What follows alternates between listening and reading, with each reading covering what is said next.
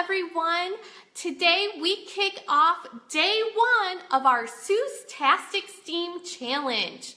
Hi, I'm Jamie Hand from Preschool STEAM, and this week I am bringing you 5 STEAM activities, all designed for our youngest learners and inspired by some of our favorite Dr. Seuss books. Now today we are talking all about Cat the Hat. So I am going to show you 2 activities that correspond with Cat the Hat. So let's go ahead, and before we actually dive into the activities, first let's just talk about what STEAM is.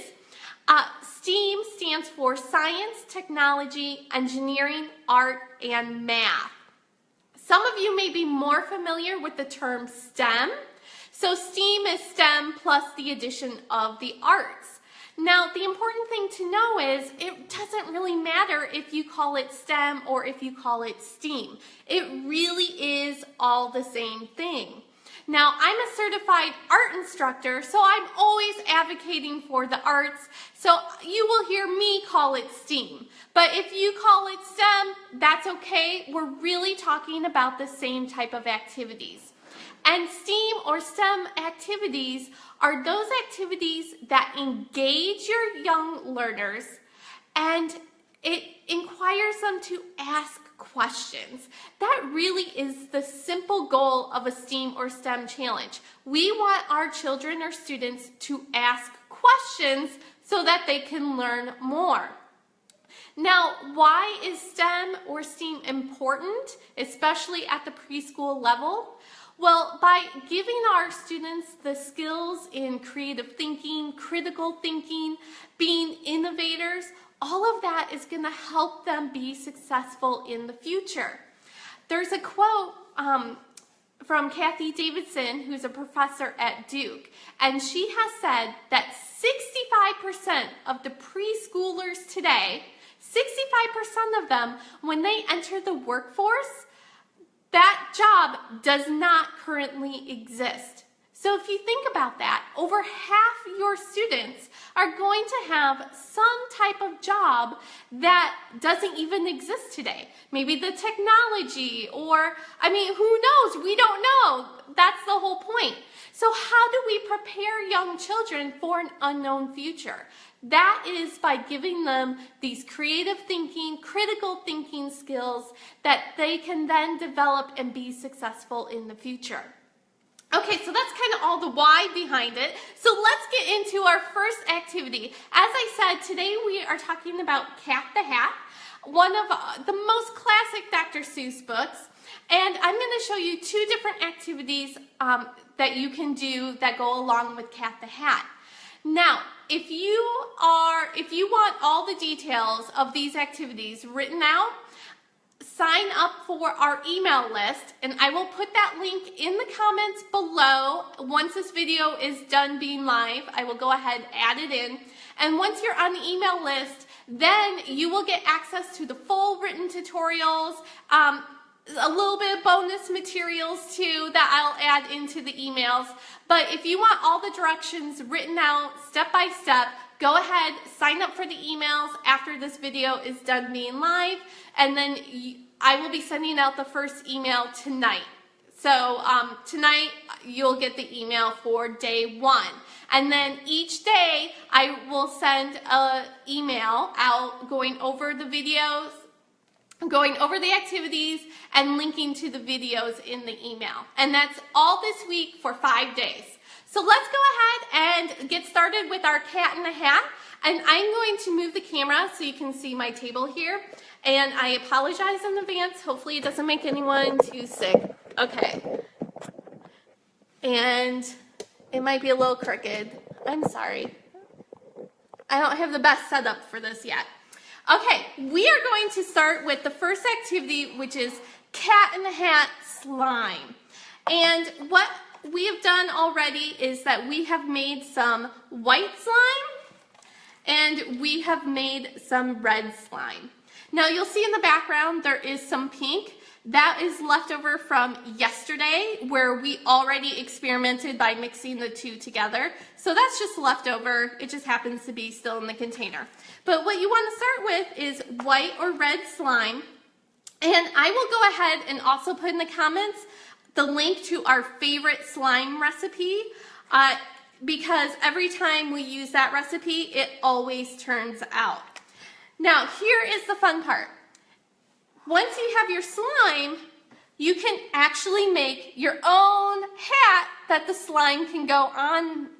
This is simply a recyclable plastic container. It's taped upside down to a paper plate that is coated. You do want to be sure to get the coated paper plates, so then that way the slime doesn't stick to it. Then we used white tape to attach our cylinder. And now the children can have fun by simply creating their own cat in the hat and layering the different slime to create their own pattern.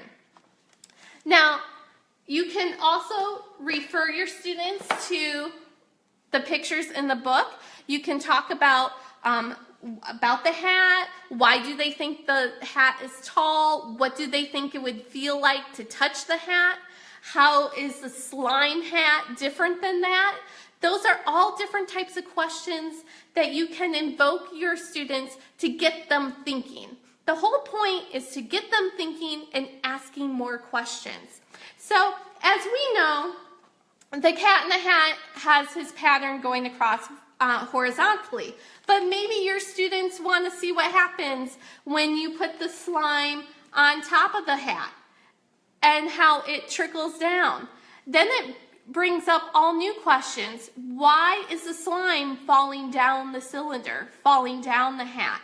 These are all new science questions then that you can integrate into the activity as your children are playing.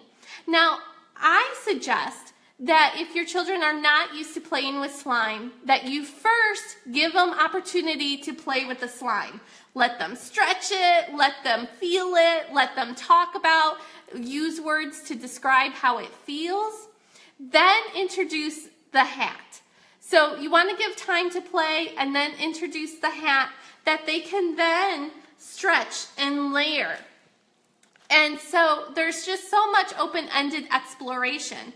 And then, of course, it can become what happens when the slime mixes together. And so that's where my young learners, they love pink.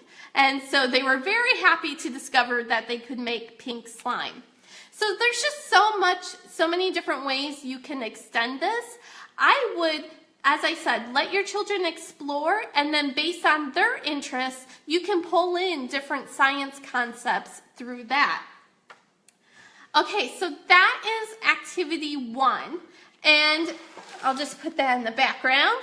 And activity number 2 is simply stacking cups in the pattern of cat in the hat. And you can just lay out the cups and give them the challenge. Now, young children may just want to do the pattern kind of just, is that on the camera? Okay, I hope so. Younger children, you can modify the activity of just by correlating the sequence of colors. But then older children, you can actually encourage them to stack the cups. Now, these are mini plastic cups, bathroom size, and we found these at the dollar store, Dollar Tree. So you can simply stack, but what's interesting is our 2 cups are actually different sizes. And so if you put the white cup on, oh, now we can't see the red cup. So then it's an extra challenge of, well, how can they recreate the pattern by being able to see the red cup and still stack the white cup? So once again, there is no right or wrong here. You're just simply encouraging your students to think and think outside the box. And a lot of times they may surprise you with the solutions that they come up with. And of course, I always allow for open exploration. So if your students aren't used to playing with these materials, you may want to introduce it by just having them stack the cups first and then experiment with recreating the cat in the hat pattern. Now, another version of this is to actually use larger size cups and do it on the floor. Have the students work together collaboratively in a group and actually see how tall can they build their structure.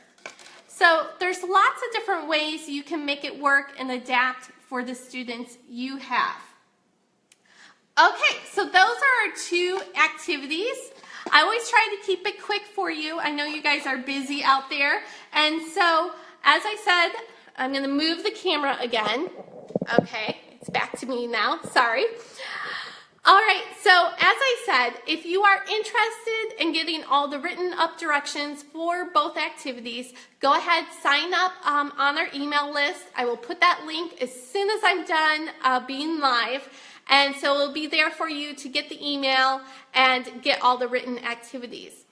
Okay, well, this is day 1, inspired by Cat in the Hat. Now, day 2, we are being inspired by red fish, blue fish, one fish, two fish.